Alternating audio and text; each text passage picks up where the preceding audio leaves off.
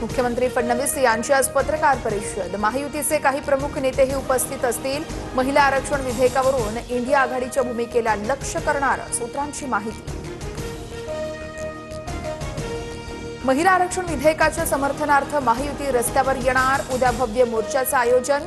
जांभोरी मैदान ते वरळी डोम दरम्यान मोर्चा काढला जाणार।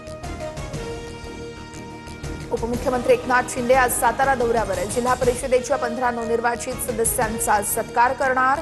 शक्ती प्रदर्शनातून भाजपला आव्हान देणार। दिल्लीमध्ये लोकल ट्रेनचा डबा रुळावरून घसरला। मध्य रेल्वेची वाहतूक विस्कळीत। कळवा कारशेडमधून कल्याणच्या दिशेने जाताना भीषण अपघात। सुदैवानं जीवितहानी नाही।